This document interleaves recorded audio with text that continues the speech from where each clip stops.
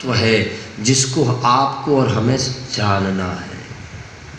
हमें यहाँ आने का अवसर, मनुष्य शरीर धारण करने का अवसर प्रदान अगर किया गया है तो उसका मुख्य कारण है कि सत्व तक तो सारी दुनिया है जिसे गुण आधीन कहते हैं, लेकिन परमात्मा गुण आधीन नहीं है, परमात्मा गुणातीत है। गुण आधीन सत्व रज और तम है, लेकिन गुणातीत महादेव अकेला है।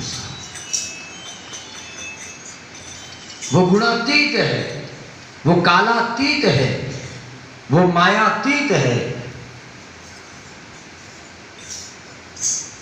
लेकिन फिर भी जब जी रहे हैं, हम लोग मंदिरों में जाते हैं मांगने के लिए। मेरी आपसे, शायद आपने मुझे कहीं सुना हो तो आप जाने, मेरी चित्त की वृत्ति ये कहती है कि कभी मत मांगो भगवान से। घर में बेटे को बड़ा करते करते बाप को पता होता है कि कब कब कितनी कितनी उम्र में क्या क्या चीज़ इसको देनी है मुझे।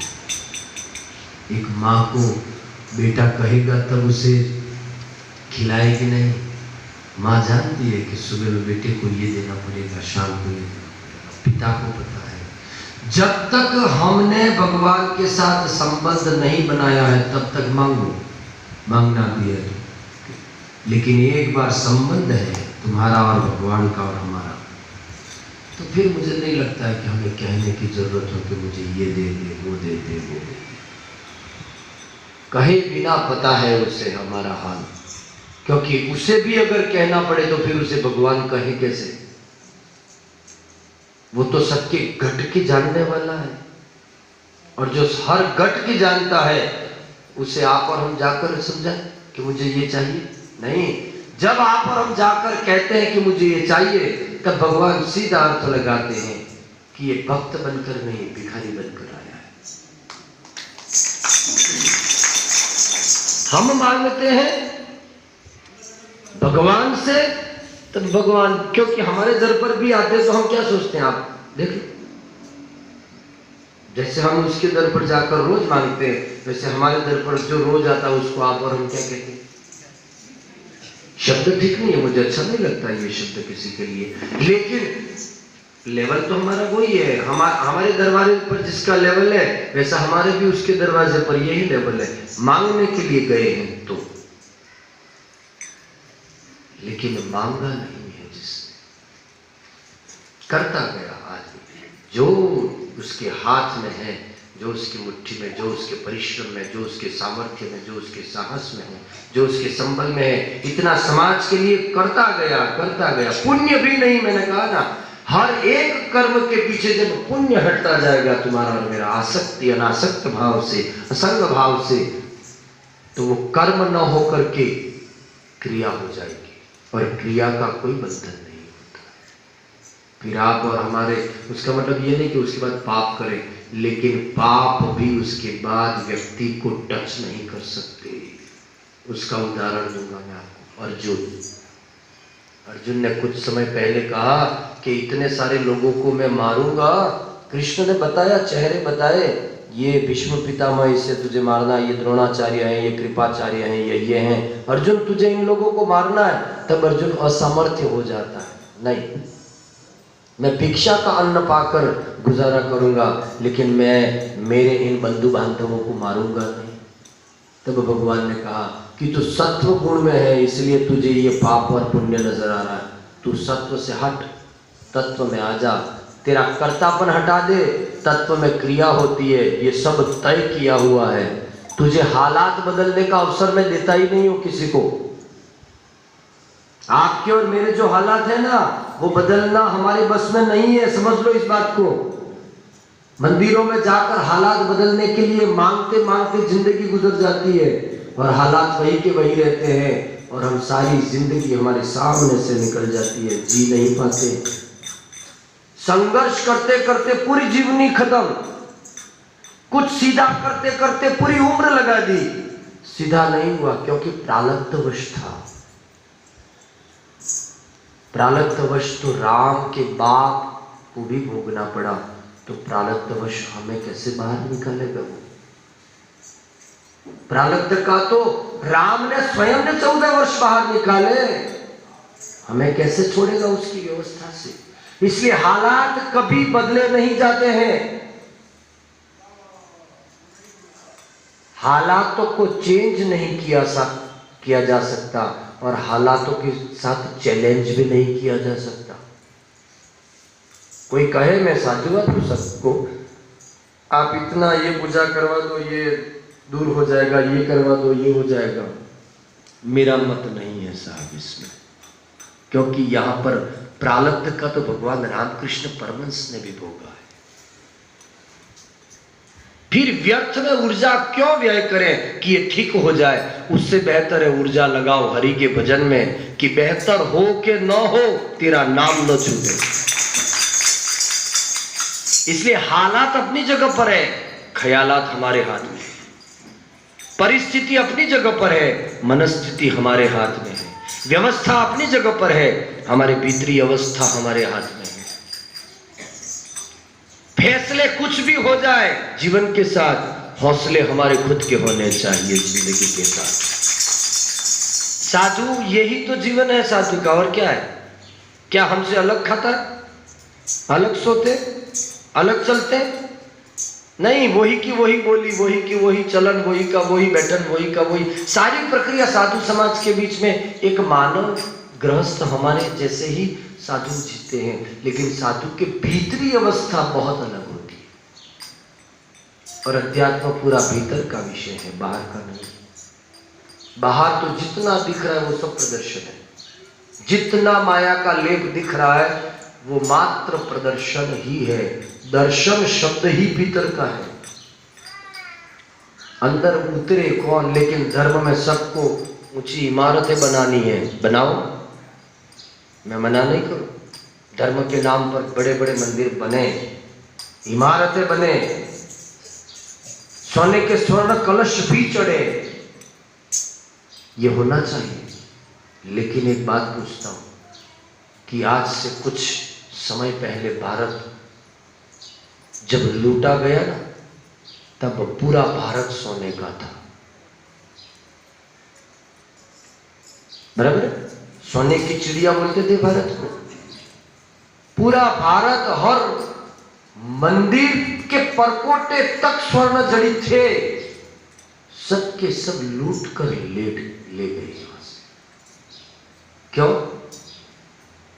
क्योंकि हमने सब, हमारे पास समृद्धि थी, लेकिन मानवीयता का हनन हो चुका था।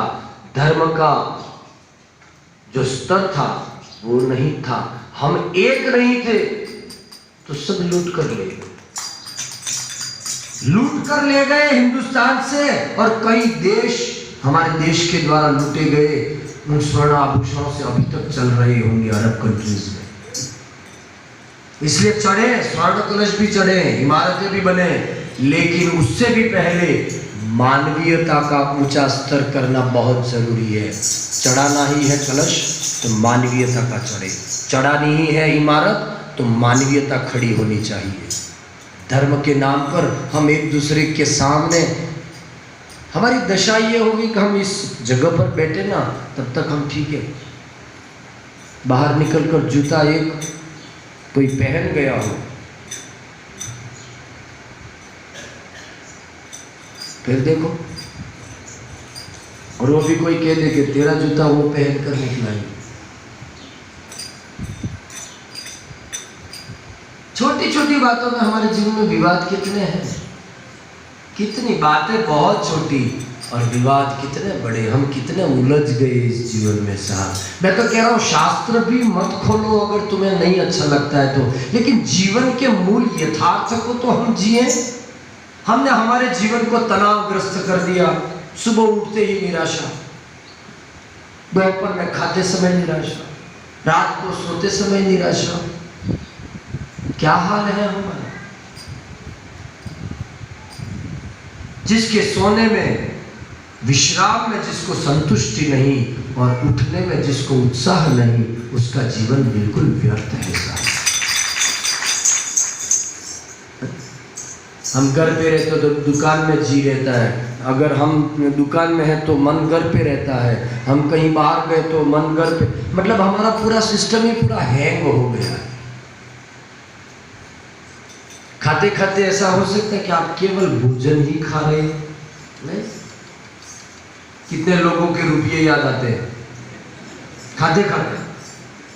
खाते खाते कितने लोगों के मोबाइल टचिंग याद आ रही है हमको खाते खाते? भोजन भी कर रहे हैं, खाते खाते गुस्सा भी कर रहे हैं, खाते खाते किसी को जवाब भी दे रहे हैं। भोजन करते करते 15 मिनट हम यूं सोच लेते कि अभी इतना टाइम तो वेस्ट न जाए। अरे क्या हाल बना रखा है। एक क्षण लगेगा रोल पूरा करने में उसको, अब तेरा रोल खत्म, चल। तब एक झटके से सब हा हा हो जाएगा, लेकिन पहले अपना रोल खत्म नहीं करना चाहता है, इसलिए कि मैं कर रहा हूं यही पता होना चाहिए। मैं नहीं हूं तो नहीं होगा। जीवन बहुत छोटा है, कब पूरा हो जाए पता नहीं, लेकिन जब तक पूरा न हो उससे पहले पूर्ण संतुष्टि, पूरा विश्राम और पूरा आनंद पा ले। ये आबादाबी तो लगी ही रहेगी। इस जीवन में कुछ झगड़े भी लगे रहेंगे, कुछ तकलीफें भी रहेंगी, कुछ हालात अच्छे बुरे भी रहेंगे। सुबह ठीक है तो शाम को थोड़ा वापस खराब हो जाएगा, सब चलता रहेगा। लेकिन उसमें से हमने प्रसन्नता कितनी प्राप्त की, हम अच्छा जीवन कितना जिए। हमारी अपेक्षाओं ने, हमारी कामनाओं ने, हमारी वासनाओं ने, हमारी तृष्णाओं ने, हमारी इच्छाओं ने हमें जीने नहीं दिया, हर पल मार रही है हमें। और उसके पास, हमारे घर में गाड़ी नहीं है, उसका दुख है, वो तो समझ में आता है, लेकिन पड़ोस के घर में गाड़ी है, उसका दुख है हमें, वो कहाँ से मिटेगा? कौन आएगा वो दुख कम करने के लिए? कौन कहेगा कि ये दुख तेरा नहीं है? फिर भी हम लेकर जी रहे हैं। हरि के भरोसे जियो साहब। जिसके भी चरणों में आपकी श्रद्धा हो, जिसको आपने अपना समझ लिया हो तन मन वचन से, उसके चरणों में अपना पूरा जीवन सौंप कर, जो बोझ लेकर जी रहे वो बोझ उसके चरणों में डाल दो। और अगर गुरु है कोई जीवन में, तो मेरा ये मानना है कि गुरु भी है और तुम निराश भी हो, तो ये दो बातें एक साथ नहीं हो सकती। भगवान को तो मैं और भी बाद में बात करता हूँ, परम तत्व है, उसकी बात छोड़, लेकिन गुरु आपके और मेरे बीच है कोई एक साधु, कोई एक संत, एक फकीर, हमारा अटैचमेंट है किसी। मुरारी बापू ने एक शब्द कहे थे सुधीर भाई साहब के, या तो गुरु पर छोड़ दो, अगर श्रद्धा मजबूत है तुम्हारी और मेरी इस जीवन की यात्रा में, मैं कहूं कि यहाँ से आपके पास वजन है 5-25 किलो और जाना है 5-25 किलोमीटर, तो गाड़ी नहीं है तब तक तुम्हारे हाथ में वजन है, समझ में आता है, लेकिन गाड़ी में बैठ जाने के बाद भी तेजी मस्तक पर रहेगी नहीं ना। ये हम मूढ़ लोग ऐसे हैं कि गुरु जैसी सत्ता हमारे पास है, फिर भी बोझ हमारे ही मस्तक पर।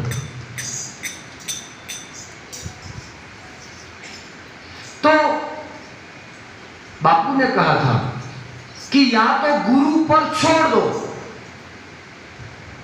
या फिर गुरु को छोड़ दो।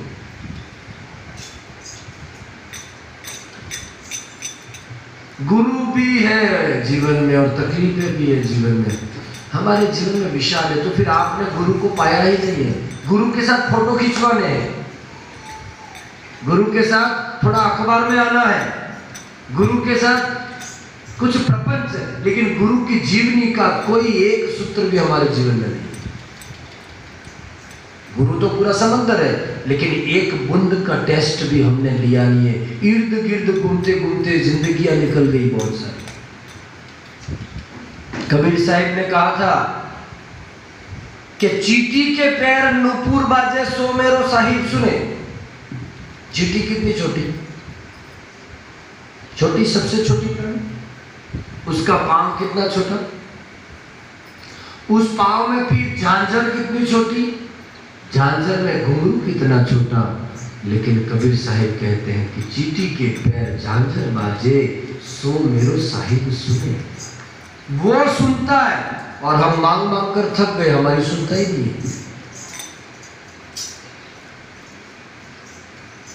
क्यों?